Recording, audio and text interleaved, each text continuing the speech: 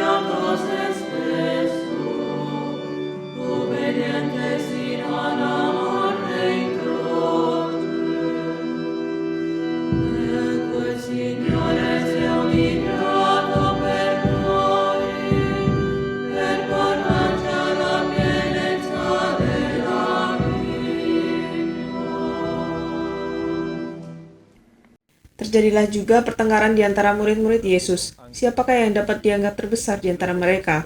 Yesus berkata kepada mereka, raja-raja bangsa-bangsa memerintah rakyat mereka dan orang-orang yang menjalankan kuasa atas mereka disebut pelindung-pelindung. Tetapi kamu tidaklah demikian, melainkan yang terbesar di antara kamu hendaklah menjadi sebagai yang paling muda dan pemimpin sebagai pelayan. Sebab siapakah yang paling besar, yang duduk makan atau yang melayani? Bukankah dia yang duduk makan? Tetapi aku ada di tengah-tengah kamu sebagai pelayan. Simon, Simon, lihat, iblis telah menuntut untuk menampik kamu seperti gandum. Tetapi aku telah berdoa untuk engkau, supaya imanmu jangan gugur. Dan engkau, jikalau engkau sudah insaf, kuatkanlah saudara-saudaramu. Jawab Petrus, Tuhan, aku bersedia masuk penjara dan mati bersama-sama dengan engkau. Tetapi Yesus berkata, aku berkata kepadamu Petrus, hari ini ayam tidak akan berkokok sebelum engkau 3 kali menyangkal bahwa engkau mengenal aku.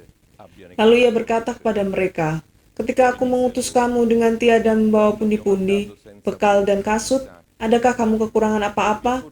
Jawab mereka, suatu pun tidak.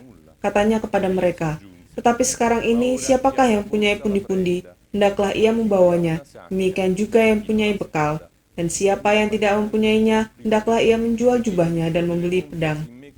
Sebab aku berkata kepadamu, bahwa nas kitab suci ini harus digenapi padaku. Ia akan terhitung di antara pemberontak-pemberontak, sebab apa yang tertulis tentang aku sedang digenapi. Kata mereka, Tuhan, ini 2 pedang. Jawabnya, sudah cukup. Di sekitar perjamuan ini ada sebuah perdebatan.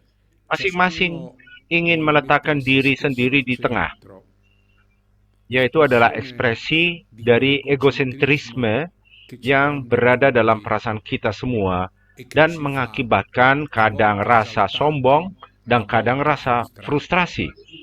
Yesus seperti terjadi berkali-kali di antara mereka berkata, tetapi kamu tidaklah demikian.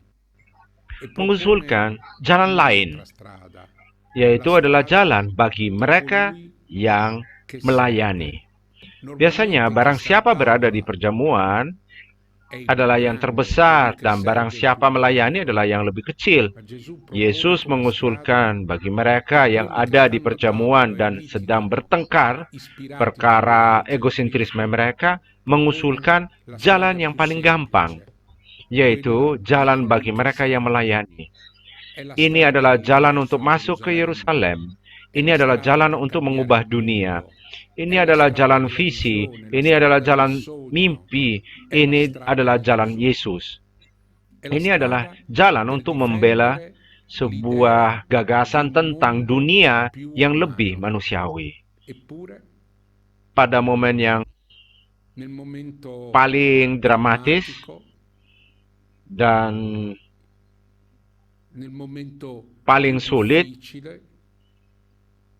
para murid mendekati Yesus.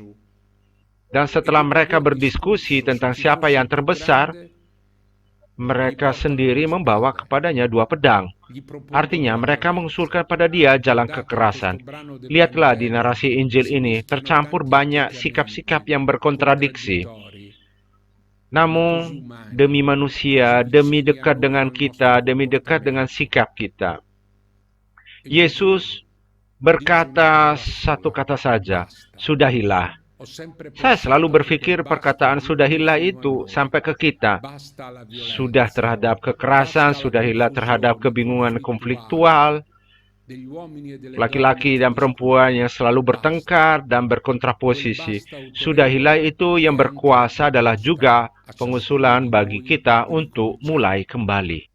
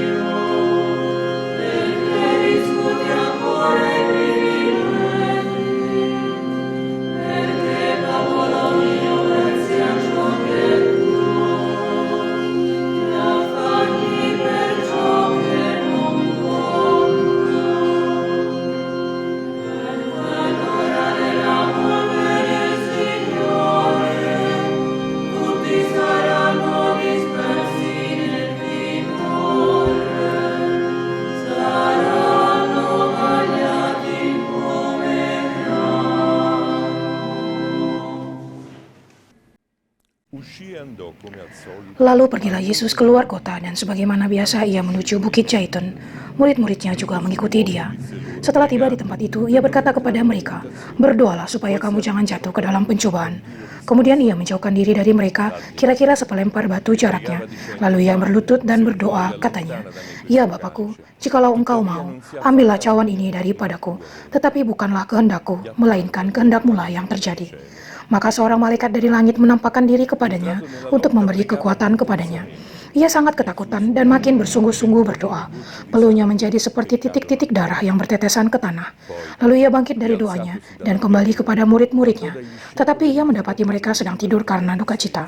Katanya kepada mereka, "Mengapa kamu tidur? Bangunlah dan berdoalah, supaya kamu jangan jatuh ke dalam pencobaan." Mengapa kamu tidur? Bangunlah dan berdoalah. Ini adalah sebuah pertanyaan terhadap kita masing-masing, murid Yesus. Mengapa kamu tidur? Mengapa kamu tidur pada waktu Tuhan menderita? Sebab ini adalah pertanyaan bagi semua laki-laki dan perempuan. Mengapa kamu tidur? Ya, kami tidur. Kami tidur di depan tragedi laki-laki dan perempuan. Maksudnya kita telah mengikuti Yesus di Taman Zaitun dan kita menemukan seorang penderita yang sedang menantikan waktu kematian. Kita menemukan seorang yang sedang menderita sama seperti banyak orang lansia sendirian di panti jompo, sama seperti di penjara. Ini bukan umpamaan kebetulan. Mereka adalah ratusan ribuan para perempuan dan laki-laki yang menderita seperti Yesus, yang terbaring, dirantai, disiksa, ditinggalkan. Kita menemukan manusia dengan mengikuti Putra Allah. Kita menemukan manusia ketika dunia ini menderita. Manusia ini, berkata Injil, berjuang. Yesus masuk dalam perjuangan. Namun banyak laki-laki dengan cara berbeda dan para wanita, mereka berjuang untuk hidup, untuk menyelamatkan meskipun sedikit dari nyawanya mereka dari tangan kematian, dari kekerasan, dan dari apa yang meninggalkan mereka. Apa yang sedang lakukan seluruh manusia? Apa yang sedang lakukan para murid yang merepresentasikan manusia? Di sini pertanyaan, mengapa kamu tidur?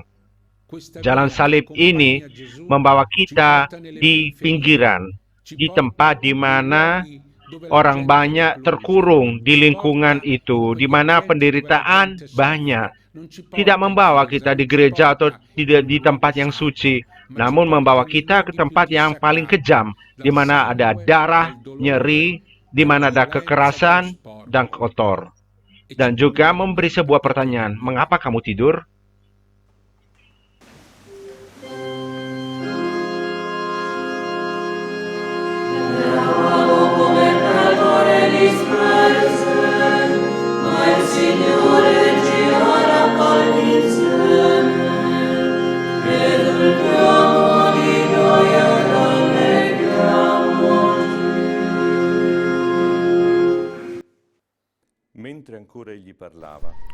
Waktu Yesus masih berbicara, datanglah serombongan orang, sedang muridnya yang bernama Yudas, seorang dari ke-12 murid itu, berjalan di depan mereka.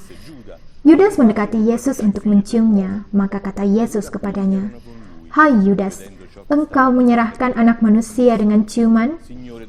Ketika mereka yang bersama-sama dengan Yesus melihat apa yang akan terjadi, berkatalah mereka, "Tuhan, mestikah kami menyerang mereka dengan pedang?" Dan seorang dari mereka menyerang hamba imam besar sehingga putus telinga kanannya. Tetapi Yesus berkata, "Sudahlah itu." Lalu ia menjamah telinga orang itu dan menyembuhkannya. Maka Yesus berkata kepada imam-imam kepala dan kepala-kepala pengawal bait Allah, serta tua-tua yang datang untuk menangkap dia. Katanya, Ada kelompok orang yang pergi untuk menangkap Yesus. Yang membimbing mereka adalah Yudas, pengkhianat. Kemudian ada juga kekerasan, pembohongan. Yesus berdiri di tengah-tengah murid-muridnya juga di sini dengan satu kata, sudahilah. Juga orang banyak itu sebenarnya dapat mulai kembali meskipun berada dalam suasana kepalsuan, kesengsaraan, dan kekerasan. Orang banyak itu dapat mulai kembali hidup dengan cara yang berbeda. Tapi apakah mereka melakukannya? Yesus berbicara dan berkata, padahal tiap-tiap hari aku di tengah-tengah kamu, mengapa kamu datang menangkap aku pada tengah malam, malam hari yang panjang, malam hari kekerasan atau kriminal, malam hari kesepian, atau di penjara ketika tidak ada terang, ketika tidak ada cahaya dan visi dan masa depan. Ada perkataan Yesus yang sangat keras. Ini adalah kuasa kegelapan. Ini adalah memang kekuasaan gelap. Ada kekuasaan gelap di atas bumi kita, di berbagai sudut dunia. Apakah masih memungkinkah melihat harinya? Apakah mungkin dapat melihat terang? Apakah mungkin dapat lahir hari yang baru?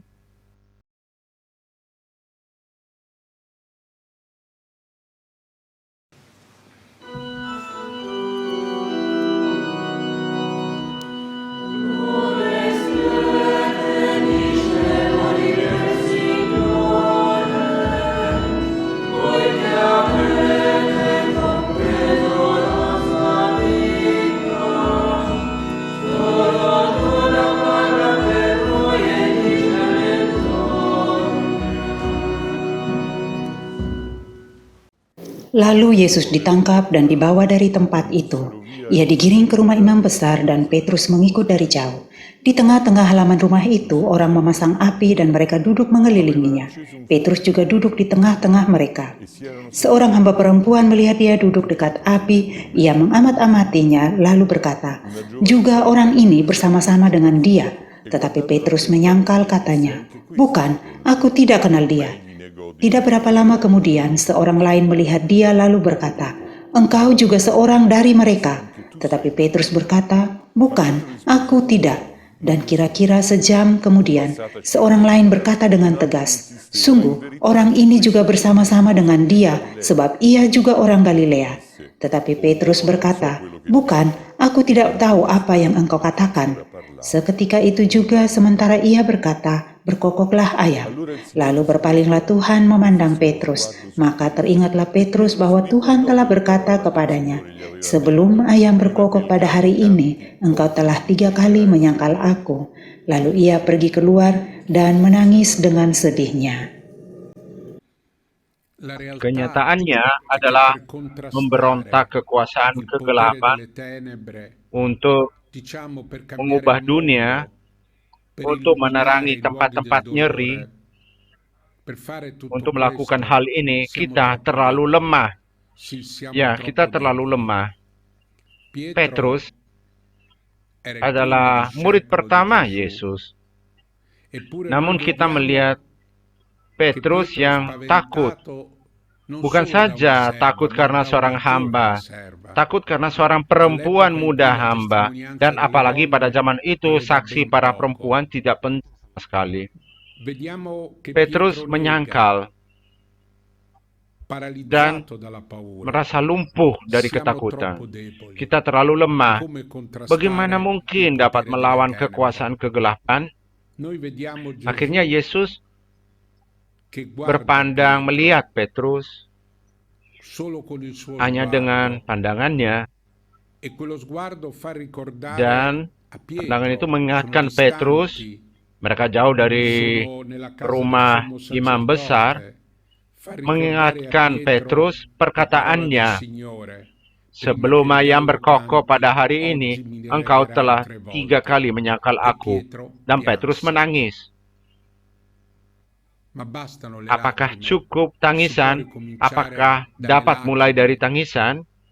Seorang yang menangis adalah tanda kelemahan. Apakah seorang laki yang menangis, apakah dapat melawan kekuasaan kegelapan?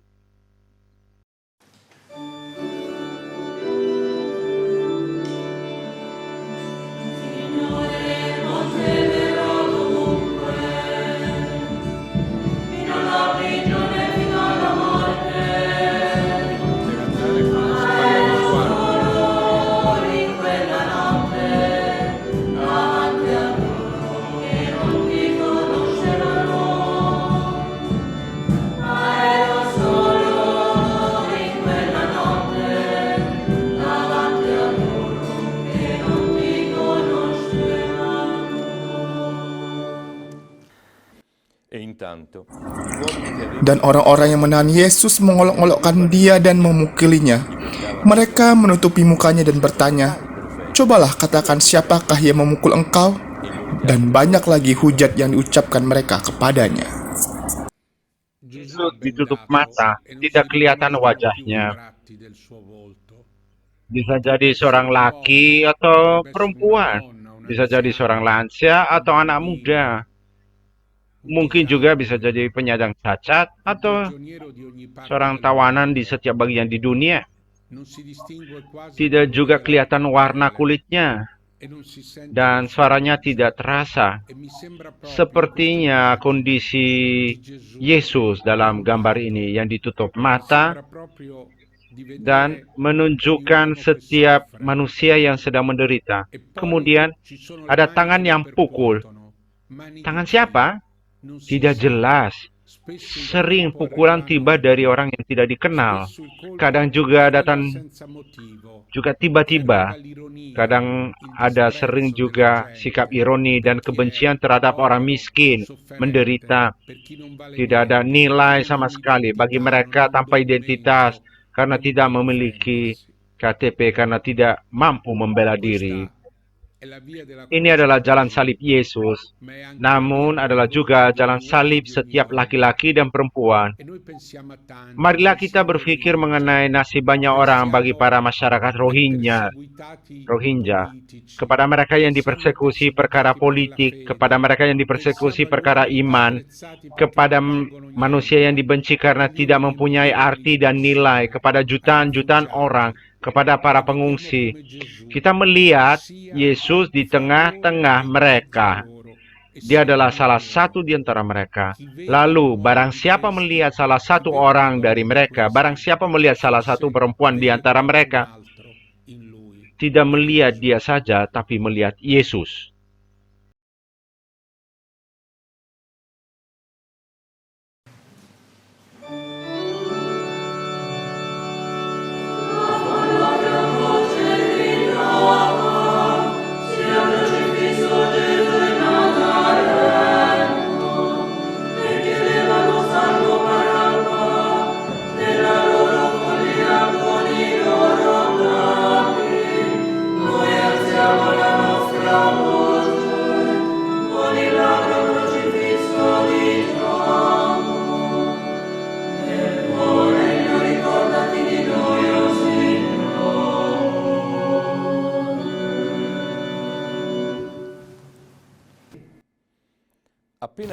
Dan setelah hari siang berkumpullah sidang para tua-tua bangsa Yahudi dan imam-imam kepala dan ahli-ahli Taurat.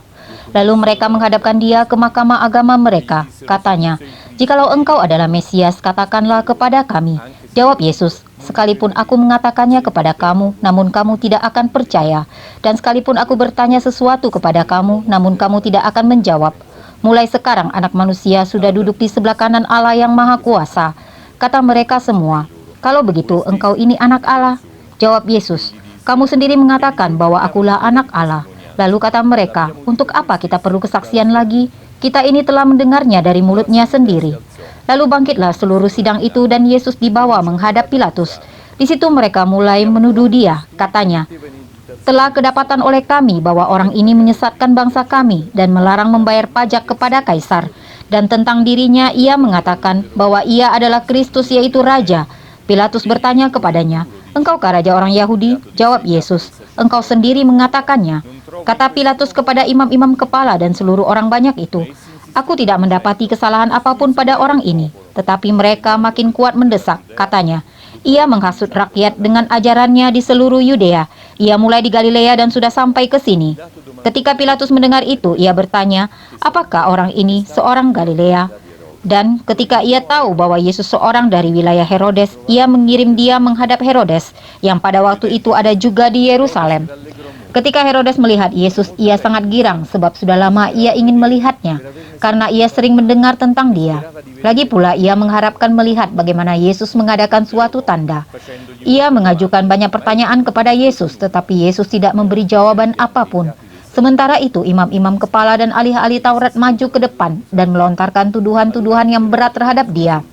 Maka mulailah Herodes dan pasukannya menista dan mengolok-olokkan dia. Ia mengenakan jubah kebesaran kepadanya, lalu mengirim dia kembali kepada Pilatus. Dan pada hari itu juga bersahabatlah Herodes dan Pilatus. Sebelum itu mereka bermusuhan. Kita berada di depan 3 gambaran keadilan manusia.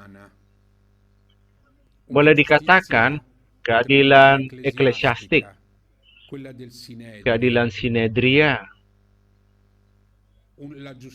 dan keadilan Romawi yang barangkali merupakan keadilan termaju pada zaman itu yang direpresentasikan oleh Pilatus, di mana Yesus dituduh sebagai pengacau rakyat dan perusuh.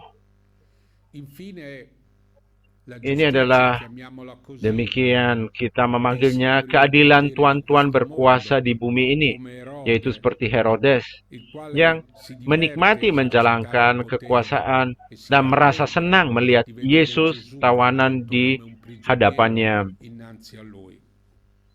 3 jenis keadilan, 3 jenis proses, namun tiga-tiganya tidak dapat melihat yang benar, tidak melihat yang satu-satunya yang benar, tidak melihat manusia yang tidak bersalah. Tanda tak bersalah adalah percaya pada Tuhan. Ketika Mazmur berkata, "Aku membasuh tangan," tanda tak bersalah bukan berarti saya bersih atau tidak bersalah, tetapi percaya kepada Tuhan dan semua dagingnya, seluruh hatinya Yesus adalah kepercayaan pada Allah.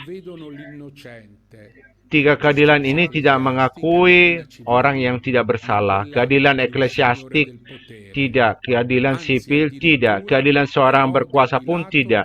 Selain itu, Herodes dan Pilatus menjadi sahabat, padahal sebelumnya mereka musuh, dan semua hal itu terjadi karena mempersoalkan Yesus.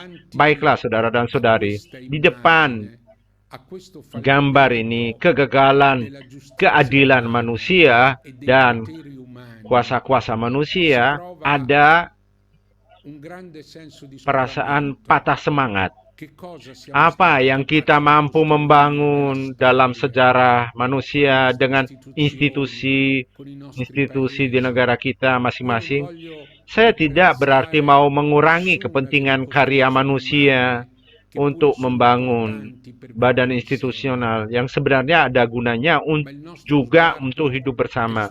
Namun pandangan dan mata kita tertuju Yesus dan bukan terhadap Pilatus untuk menghakimi dia, bukan terhadap Herodes, bukan terhadap Sinedria.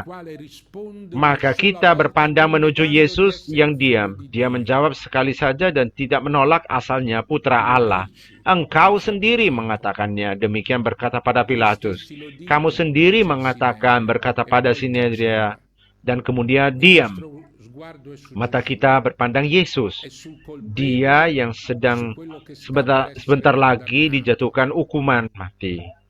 Banyak orang yang dijatuhkan hukuman, bukan saja di penjara, bukan saja mereka yang dihukum mati, mereka yang dijatuhkan nasib di mana hidupnya keras, atau mereka yang dijatuhkan nasib di mana mereka harus meninggal karena tidak ada pengobatan atau karena tidak memiliki akses untuk pengobatan. Mereka yang dijatuhkan nasib di mana mereka dibenci, dijatuhkan nasib di mana mereka ditinggalkan. Maka kita tidak dapat merawatnya, yaitu seperti orang-orang lansia di panti jompo. Dan sebenarnya saya masih bisa lanjut.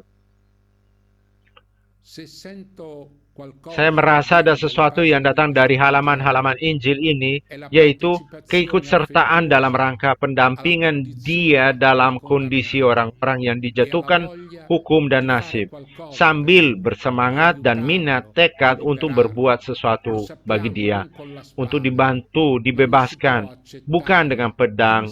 Namun tidak bisa kita terima dengan diam, acuh tak acuh, tanpa berkuasa, terima kondisi dia yang dijatuhkan hukum dan nasib terhadap satu-satunya yang benar, satu-satunya yang tak bersalah.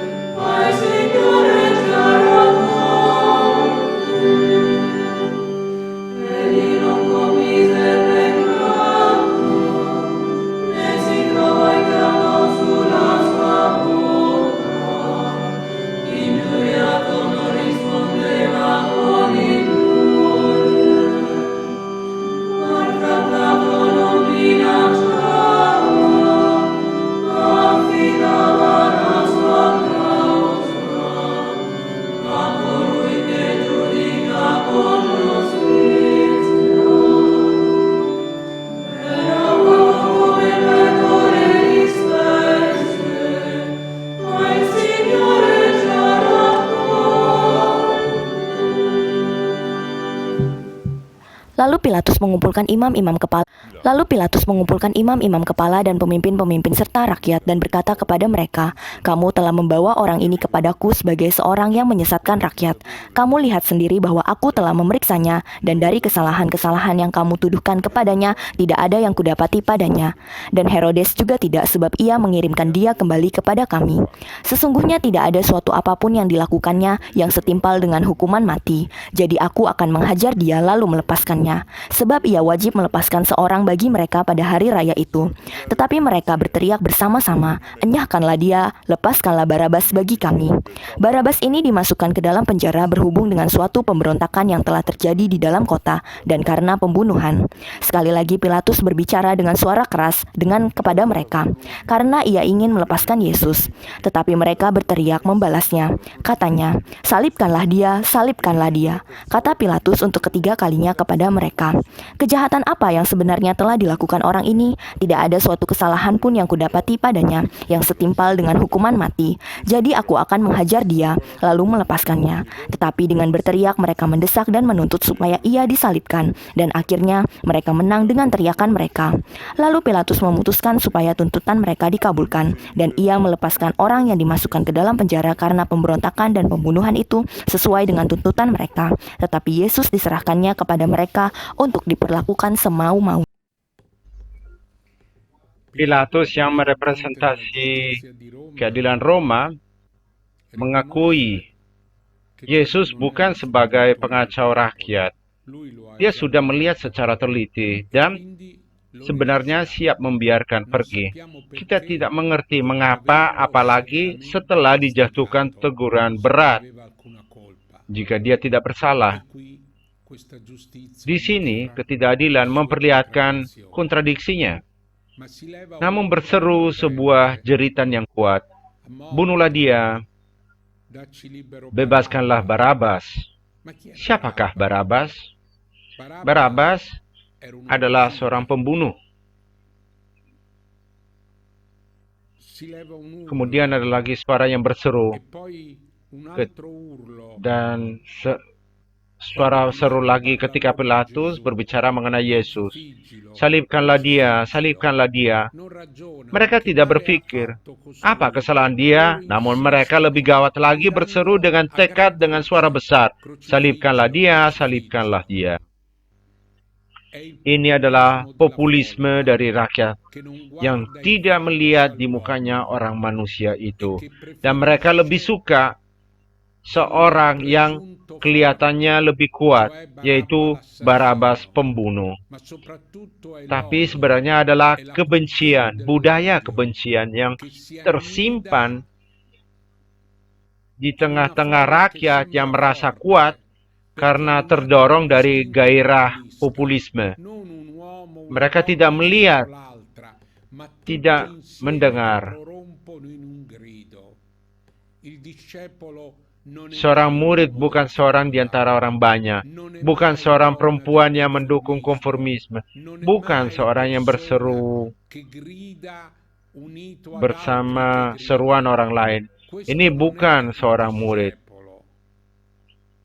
Seorang murid adalah pertama-tama orang yang berhenti di depan orang yang setengah mati di jalan di antara jalan dari Yeriko ke Yerusalem.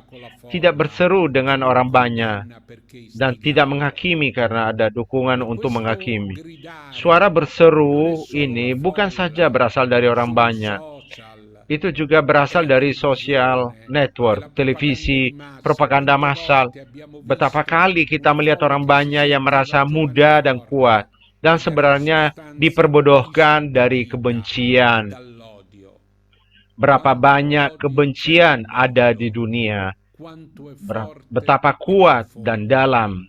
Yesus telah ditinggalkan dalam kekerasan dan kebencian.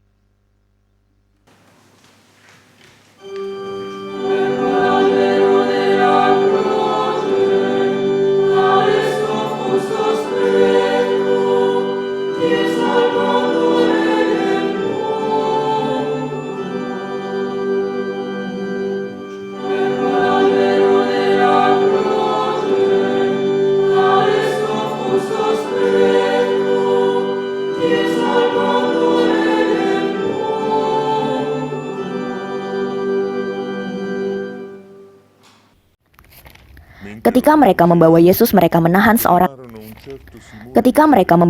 mereka menahan seorang yang bernama Simon dari Kirene yang baru datang dari luar kota, lalu diletakkan salib itu di atas bahunya supaya dipikulnya sambil mengikuti Yesus. Dan ada juga digiring 2 orang lain, yaitu 2 penjahat, untuk dihukum mati bersama-sama dengan dia. Ketika mereka sampai di tempat yang bernama Tengkorak, mereka menyalibkan Yesus di situ dan juga kedua orang penjahat itu, yang seorang di sebelah kanannya dan yang lain di sebelah kirinya. Yesus berkata, "Ya Bapa, ampunilah mereka, sebab mereka tidak tahu apa yang..." Aneh dan terutama sangat bermakna bahwa pada segmen terakhir kesengsaraan Yesus, tidak saja dieksekusi sendirian, dan dalam eksekusi itu ada 2 penjahat yang dibawa di situ untuk disalibkan bersama dia. Sebelumnya, dihentikan seorang bernama Simon dari Kirene. Simon Kirene bukan orang berasal dari kota, dia adalah orang dari pinggiran, berasal dari kampung. Siapakah lebih baik dari seorang pinggiran untuk secara tidak adil memikul salib orang lain?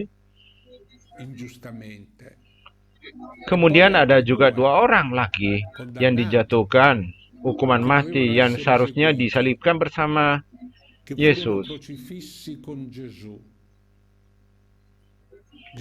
Yesus tidak selalu sendiri, karena kematiannya terkoneksi juga dengan kematian lain. Terkoneksi tapi tidak tercampur, karena boleh dikatakan bahwa wafat Yesus memiliki sesuatu yang kita masing-masing harus menemukan, dan karena peristiwa itu mewartakan sesuatu kepada kematian dan kesengsaraan yang ada di dunia. Salib adalah nyeri yang luar biasa. Bisa dipaham, paku, mati lemas, kehausan. Padahal manusia itu berbuat baik. Dia berkhotbah, menyembuhkan orang sakit. Ada sebenarnya kebencian terhadap kebaikan yang dia lakukan. Namun ada kebencian yang lebih besar, yaitu terhadap Putra Allah. Kebencian terhadap belas kasih Tuhan yang diwahyukan di dunia yang didominasi dari kekuasaan gelap. Ada keinginan untuk membunuh, ada keinginan untuk menghapuskan kasih kerahiman itu dari para wanita, laki-laki, tentara, para hakim, semua menjadi boneka dalam satu skenario, dalam satu strategi. Terutama, ada sesuatu yang mengejutkan. Melihat Yesus yang tidak berpikir untuk diri sendiri, sebab seharusnya dia wajib melakukannya, seharusnya dia bisa melakukannya, apalagi dalam saat di mana dia sendiri tenggelam dari penderitaan yang kejam. Namun dia berpikir untuk yang lain dan berkata, "Ya Bapa, ampunilah mereka, sebab mereka tidak tahu apa yang mereka perbuat." Bukan saja mengampuni, namun masih berpikir tentang yang lain, ketika sebenarnya penderitaan yang demi besar dapat memberi motivasi untuk berpikir untuk diri sendiri. Ecco il Signore si è umiliato per noi, per portarci alla pienezza della vita. Per questo Dio lo ha innalzato e adonato a Lui il nome che è sopra ogni altro nome. Ecco il Signore si è umiliato per noi, per portarci alla pienezza della vita. Orang banyak berdiri di situ dan melihat semuanya. Pemimpin-pemimpin mengejek dia, katanya, "Orang lain ia selamatkan, biarlah sekarang ia menyelamatkan dirinya sendiri, jika ia adalah Mesias, orang yang dipilih Allah." Juga prajurit-prajurit mengolok-olokkan dia. Mereka menunjukkan anggur asam kepadanya dan berkata, "Jika engkau adalah raja orang Yahudi, selamatkanlah dirimu." Ada juga tulisan di atas kepalanya, "Inilah raja orang Yahudi." Seorang dari penjahat yang digantung itu menghujat dia, katanya, "Bukankah engkau adalah Kristus? Selamatkanlah dirimu dan kami." Tetapi yang seorang menegur dia, katanya, "Tidakkah engkau takut juga tidak kepada Allah, sedang engkau menerima hukuman yang sama? Kita memang selayaknya dihukum, sebab kita menerima balasan yang setimpal dengan perbuatan kita, tetapi orang ini tidak berbuat sesuatu yang salah." Lalu ia berkata, "Yesus, ingatlah akan aku apabila engkau datang sebagai raja." Kata Yesus kepadanya, "Aku berkata kepadamu, sesungguhnya hari ini juga engkau akan ada bersama-sama dengan aku di dalam Firdaus."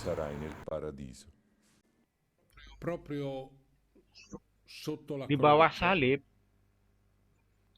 seperti penggodaan terakhir, sebagai kesempatan terakhir, tentatif terakhir untuk membunuh, belas kasihnya, semua dari orang banyak sampai para pimpinan dan salah satu orang si penjahat berseru kepadanya, "Selamatkan dirimu, selamatkan dirimu dan selamatkan kami. Turunlah dari salib jika kamu adalah Kristus, Putra Allah."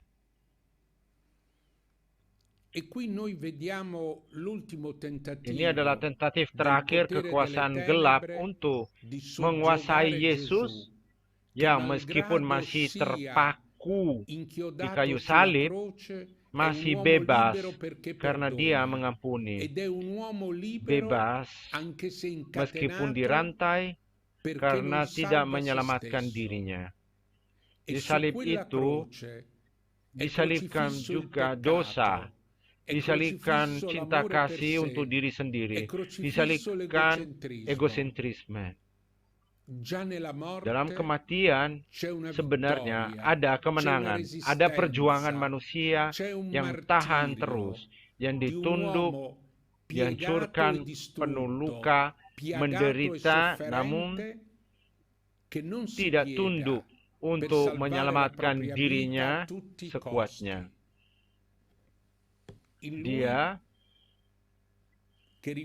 menolak Injil dunia ini dengan diam.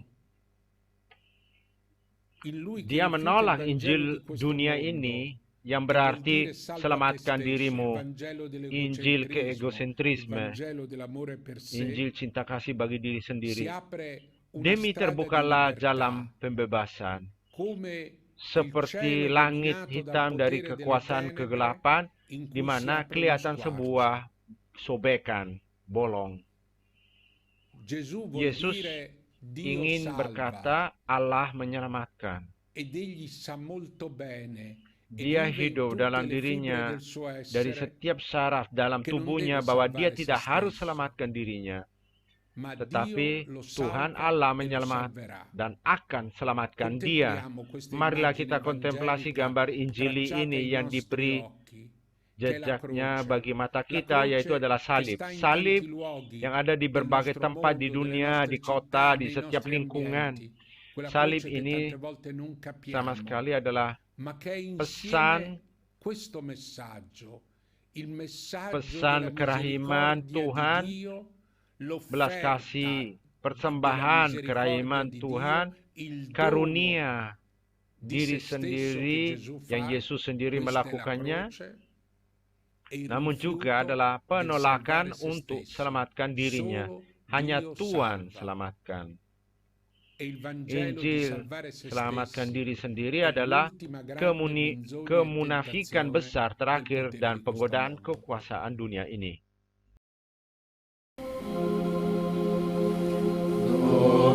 Carità e amore, dice Dio. Dove carità e amore, dice Dio. E se il Signore ci ha raccolti insieme, non siano le nostre discordie a poterci separare. Dove carità e amore,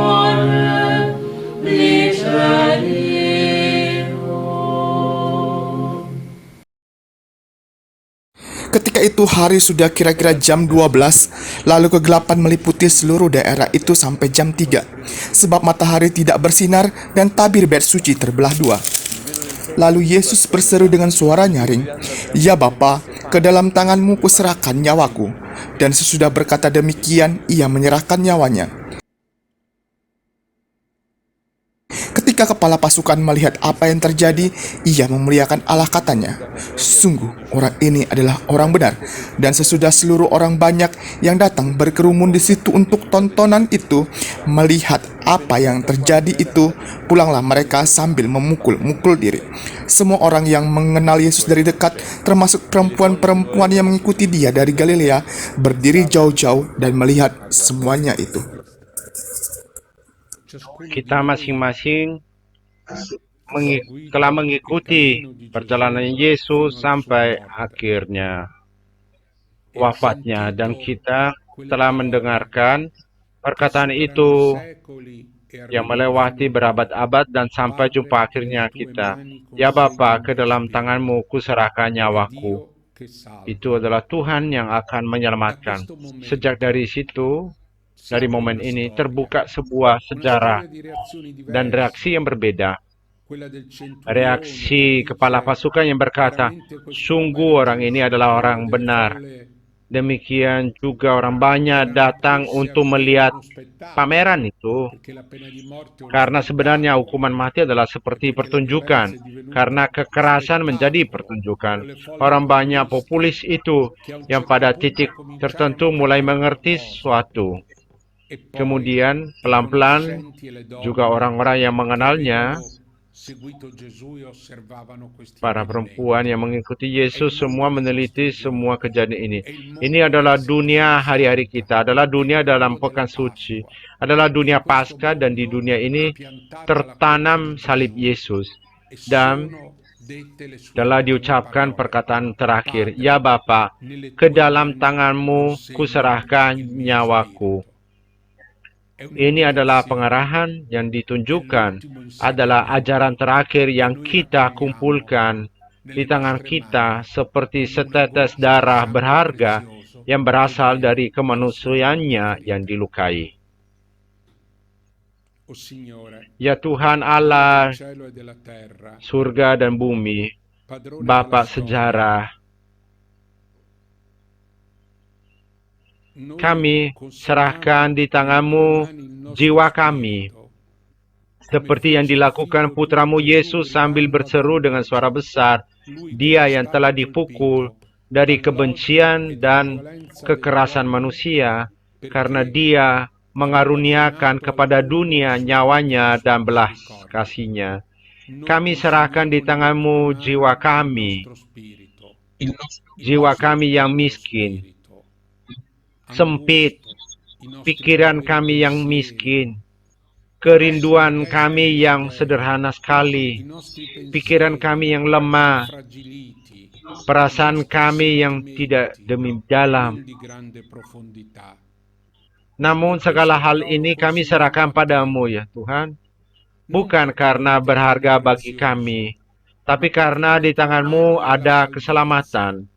Dan padamu saja berada kehidupan, dan kami lapar dan haus akan kehidupan, dan kami butuh pengampunan-Mu, dan kami mohon kepadamu, kiranya kami dapat lahir kembali dalam kehidupan baru. Meskipun kami biasa-biasa saja, meskipun sama seperti Israel, kami mengecewakan-Mu berkali-kali. Tuhan, di tangan-Mu kami serahkan jiwa kami. Selamatkanlah kami, ya Tuhan. Bimbinglah kami dengan kasih-Mu, bersama kasih Putra-Mu Yesus sekarang dan selamanya.